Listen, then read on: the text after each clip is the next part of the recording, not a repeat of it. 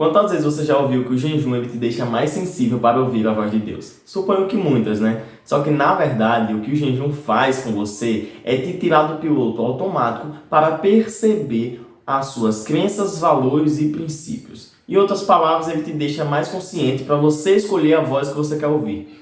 Não é automático assim, você jejuma e fica mais sensível para ouvir a voz de Deus. Você fica mais sensível para ouvir todas as vozes. Você simplesmente sai do seu piloto automático e passa a ser um protagonista para tomar a decisão se você vai ouvir a voz de Deus ou as outras vozes que estão gritando no seu ouvido. O que eu quero mostrar para vocês hoje aqui é o real significado do jejum, para vocês terem a consciência e realizar o jejum de forma intencional. Porque se você realizar algo esperando outra coisa, talvez não vai ter o máximo de eficácia possível. Jesus, ele era Deus, mas ele resistiu à tentação do inimigo citando a palavra de Deus. Ou seja, ele nos dá o exemplo de que Deus, no período de tentação, é quem guerreará por nós, onde a nossa função é resistir ao ataque do inimigo e citar a palavra de Deus. Quando você cita a palavra de Deus, você mostra para o inimigo, seja lá qual inimigo você esteja enfrentando na sua vida, às vezes é o inimigo mesmo, Satanás, e às vezes é alguma dificuldade. Então, quando você cita a palavra de Deus, você mostra que quem está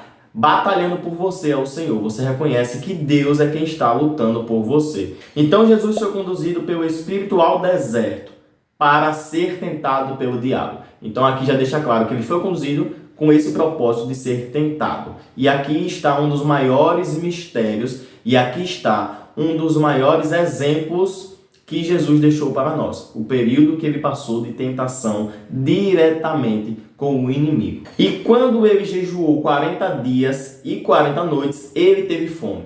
Então Jesus estava jejuando 40 dias e 40 noites. Quando veio a ele o tentador, disse: se tu és o Filho de Deus, ordena que estas pedras sejam feitas pães. Primeira coisa, o inimigo está tentando Jesus com a identidade dele. Jesus já sabia que era filho de Deus, mas em um momento de dificuldade, você está disponível e propício a ouvir outras vozes, porque a primeira voz que vem num período de fome é o quê? Se você está jejuando tantos dias, qual é a primeira voz que você quer ouvir? A voz que é do instinto animal, que é a voz de saciar a sua fome. A todo custo você quer saciar a sua fome. Então essa é a primeira voz que poderia ser ouvida nesse período de fome. Então Satanás vem o quê? Se você é filho de Deus, ordena que essas pedras sejam feitas pães.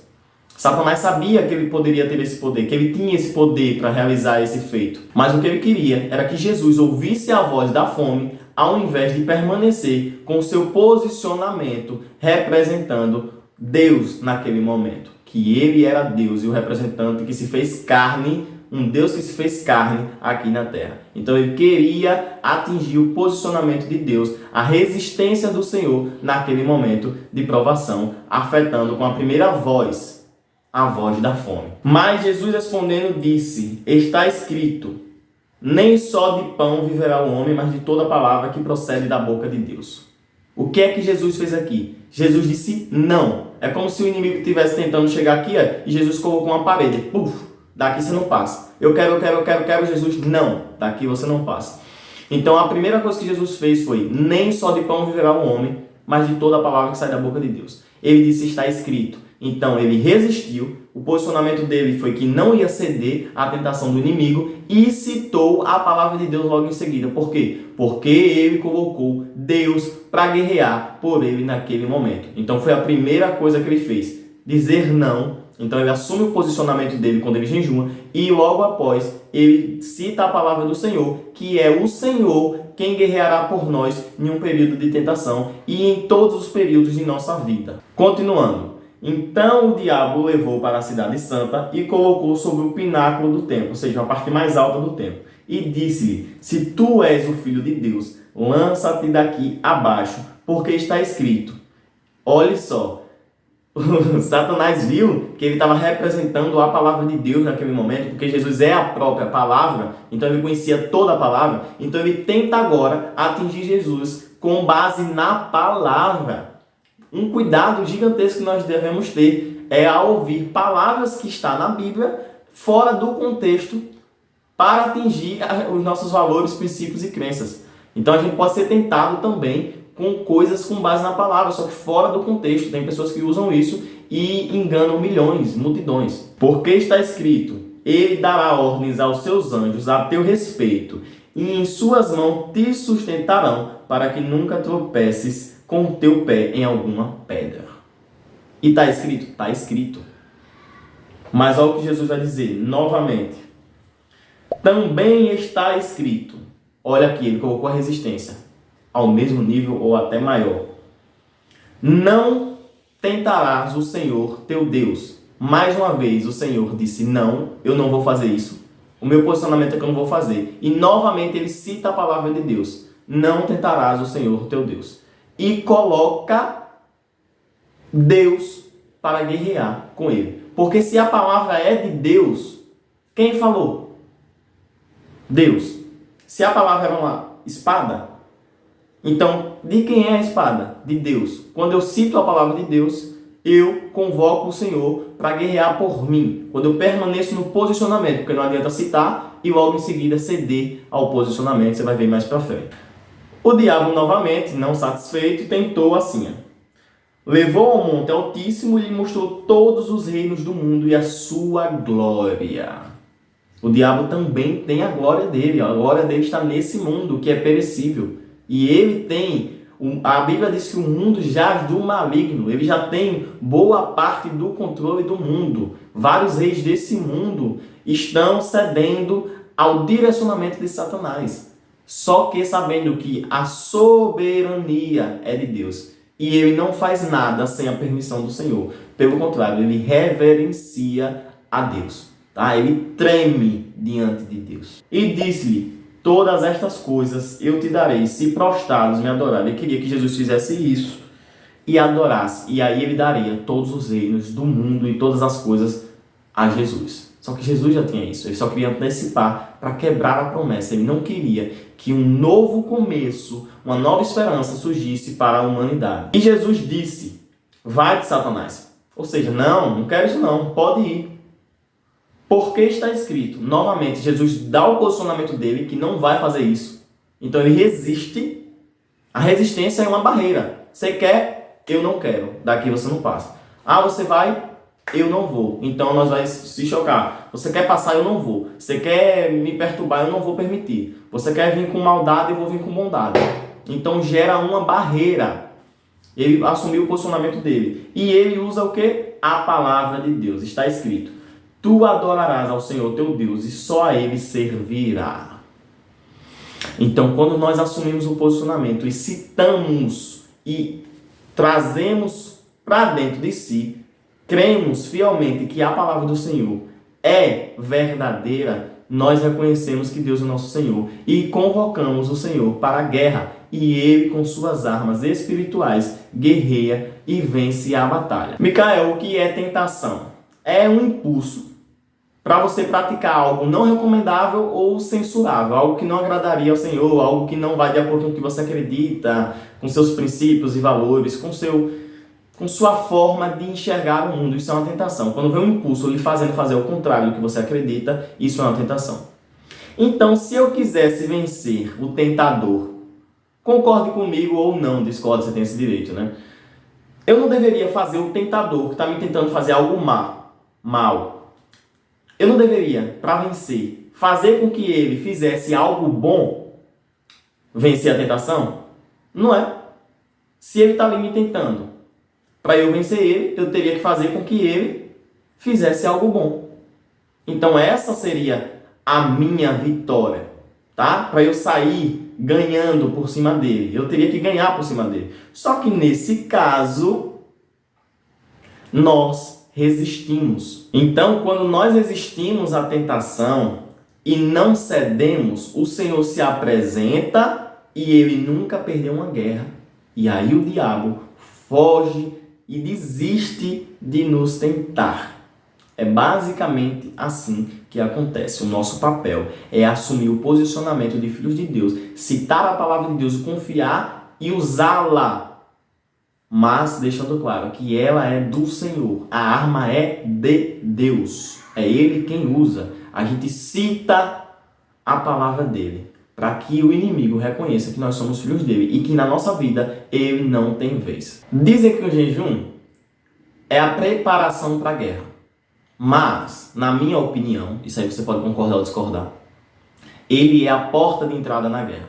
A partir do momento que você jejuma, você não tem como mais ficar neutro na batalha. Você entra na batalha e assume um posicionamento. Eu sou filho de Deus, vou andar na luz. Ou eu vou servir e ser guiado pelos princípios do inimigo. Ah, Micael, mas se eu estou jejuando para Deus, tem como eu cumprir a vontade do inimigo mesmo assim? Tem. Você vai ver mais para frente. Tem sim.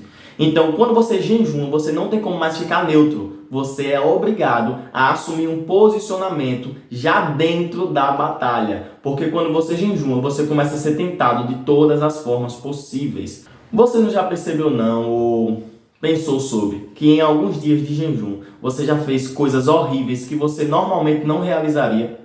Que quando você jejuou, você... Cara, um pecado que você já estava liberto, uma coisa que você nunca tinha feito ainda, você realizou justamente nesse dia. E quando você lembrou, você pensou, poxa, eu já tinha jejuado hoje e acabei jogando tudo fora, acabei indo contra totalmente o que eu acreditava. Então, porque nesses dias que você jejuma, é o dia que você adentra na batalha e é obrigatório você tomar um posicionamento dentro dela. Então, você está jejuando com o propósito de se consagrar e se aproximar de Deus, a fazer um sacrifício para o Senhor, para Ele ter a misericórdia da sua vida, e o inimigo, no mesmo tempo, quer que você pule para o lado dele, para que você não vença essa batalha, para que você não assuma um posicionamento, para que você não prospere na vida. Ah, Micael, então se é isso tudo, o que é que eu preciso fazer? Você precisa manter o seu posicionamento na batalha, reconhecer que você é servo de Deus, e Deus guerreará por você. Ele não vai deixar você desamparado numa guerra tão sangrenta e tão dura. Ele vai lutar por você. O que você precisa fazer é resistir. Eu falei que em período de jejum tem como você exceder para o outro lado e fazer coisas horríveis. Então agora eu vou mostrar para vocês. Isaías 58, 3 ao 6. Vocês dizem, por que jejuamos e não vistes? Ele está falando com Deus, né? Por que eu jejuo e não está vendo, Deus? Por que nos humilhamos e não reparastes? Estou fazendo e nada está surgindo efeito. Contudo, no dia do jejum, vocês fazem o que é do agrado de vocês, realizam suas próprias vontades e exploram os seus empregados. Seu jejum termina em discussão, rixa e em brigas de socos brutais. Vocês não podem jejuar desse jeito, como fazem hoje, e esperar que a sua voz seja ouvida no alto, seja ouvida por Deus. Será esse jejum que escolhi? Em apenas um dia um homem se humilha e faz o que quiser? Olha o que ele está falando. Vocês estão jejuando e no final do dia vocês terminam em socos. Brigas de socos. Então, nos períodos de jejum, é os períodos que você já adentrou na guerra e você tem que estar totalmente em alerta e perceptível para a voz de Deus. Você precisa direcionar o seu coração intencionalmente para deixar passar todas as outras vozes e apenas ouvir a voz de Deus. Porque senão você vai acabar fazendo coisas terríveis que nem vão com base no que você acredita. Aí ele vai continuar dizendo assim, é isso que vocês chamam de jejum? Um dia aceitável ao Senhor? É isso? O jejum que desejo não é este. É soltar as correntes da injustiça, desatar as cordas do jugo, tirar todo o peso, fazer a justiça que o Senhor estabeleceu, pôr em liberdade os oprimidos e romper todo o jugo. É esse o jejum que o Senhor está esperando. Então, mais uma vez, o jejum citado aqui, ele está direcionando você que está jejuando, eu que estou jejuando, para tomar um posicionamento. Se antes você costumava agir de certa forma, nos dias de jejum, hoje, que é jejum, mas como outro dia qualquer, você tem que assumir um posicionamento de justiça, lealdade e fidelidade, com base no que a palavra de Deus diz. É a guerra. É a sua forma de permanecer ativo na guerra. É a sua forma de lutar com as armas que você possui. Essa é a forma. Porque nós não podemos atacar com armas físicas numa batalha espiritual. Nós não podemos usar armas físicas para ferir um inimigo que é espiritual. Nós não temos esse poder. Mas Deus deixou algumas armas espirituais, que é quando nós realizamos algumas coisas que estão dispostas, disponíveis em nossa volta, ações e práticas que normalmente confrontam a nossa própria vontade, porque é como se a gente se rebaixasse na forma que a gente age. Um ato de bondade, quem ganha é o outro, não é você. Então, naturalmente, a gente não quer fazer. Você resistir, você falar da palavra de Deus, você seguir os princípios, você perdoar o seu irmão, a gente não ganha nada com isso, fisicamente falando, não tem tesouro, não tem ouro. Então, são coisas que normalmente a gente não quer fazer, mas esse posicionamento atrai a misericórdia de Deus em nossas vidas. Já estamos chegando no final, mas tem uma parte muito importante que eu gostaria que vocês observassem com bastante atenção. No passado, e hoje em dia também em secreto, existem religiões que sacrificam os próprios filhos ou crianças e virgens.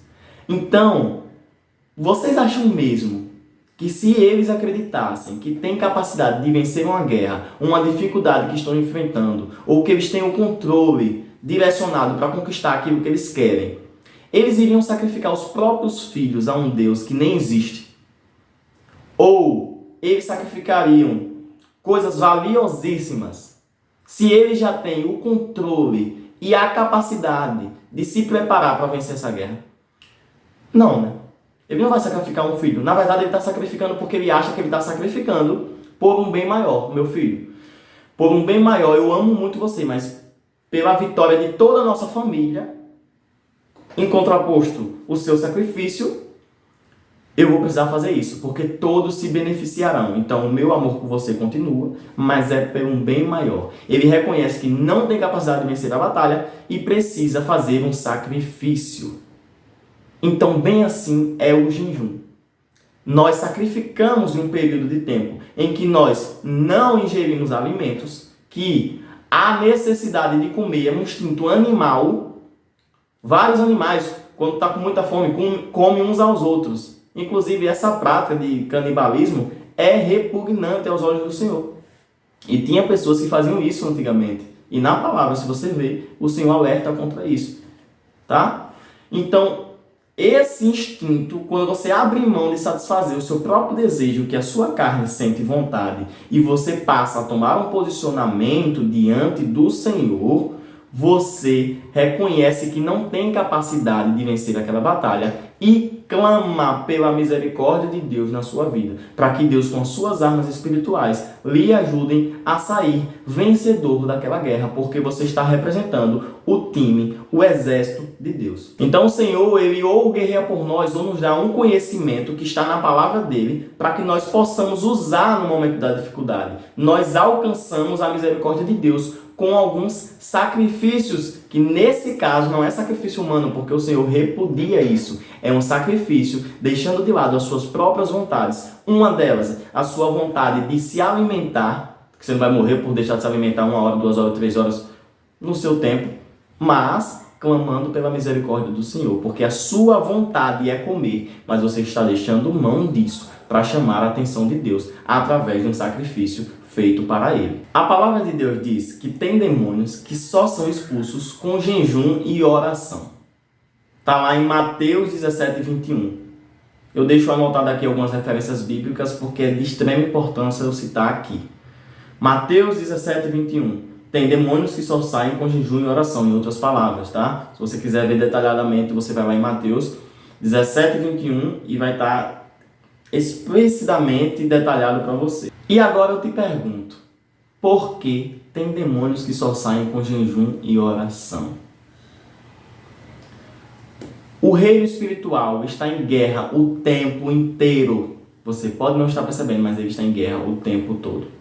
Então, quando um guerreiro vence batalha atrás de batalha, atrás de batalha, atrás de batalha, que para mim o jejum ele é a porta de entrada para uma batalha, quando você sai vencedor de um jejum, você ganha respaldo como guerreiro do Senhor. Você ganha aquela, como se fosse um brasão, que você está representando Deus. Então, quando os demônios vão tentar se manifestar e atazanar a vida dos outros, e você vai expulsar, em nome de Jesus, nós não temos essa capacidade. Nós que estamos jejuando e orando, vencendo batalhas constantes com Cristo, nós representamos Deus. E o reino espiritual e o inimigo percebe que todas aquelas outras batalhas foram vencidas através do nome de Cristo e fogem de medo. Agora, se você é a pessoa, vira a folha, que nem um jejum, você cede para o lado de Deus. Parabéns. Mas no outro jejum, que é outra batalha espiritual, você vai para o lado do inimigo. Depois você vai para o lado de Deus. Para o outro lado do inimigo, quando você vai expulsar o demônio em nome de Jesus, o inimigo reconhece que na verdade você não é representante de Cristo, que você é um vira-folha. E ele vai ser ousado e afrontar você. Por quê? Porque ele sabe que é só colocar uma pressão que você muda de lado. Então, você vai focar em vencer as batalhas e representar a Deus nessas batalhas, manter o seu posicionamento. Essa é a nossa arma numa guerra. Nós não temos capacidade para vencer. Quem capacita é Deus, é Ele que está por nós. Você vai manter o posicionamento na guerra para representar o Senhor e ganhar respaldo como guerreiro de Deus. E quando os demônios enxergarem você, eles reconhecerem que você é de Deus e fujam e eles sejam submetidos à vontade e à ordenança do Senhor, ou seja, você vai expulsar ali em nome de Jesus, eles sabem que você é representante de Jesus, eles fogem de medo. Ou você vai ser um vira-folha que muda de lado. Nenhum sacrifício, nenhum jejum, você vai para o lado de Deus, no outro do inimigo, onde Deus é o inimigo. E ele sabe que é só botar pressão que você cede. Então essa é a reflexão final. O jejum é a porta de entrada para uma guerra. E nessa guerra, a nossa função é resistir, citar a palavra de Deus, que é a arma do Senhor, é a palavra dele. Mediante a sua palavra foram feitas todas as coisas, então haja e ouve. Essa é a arma de toda a vida, é a palavra do Senhor.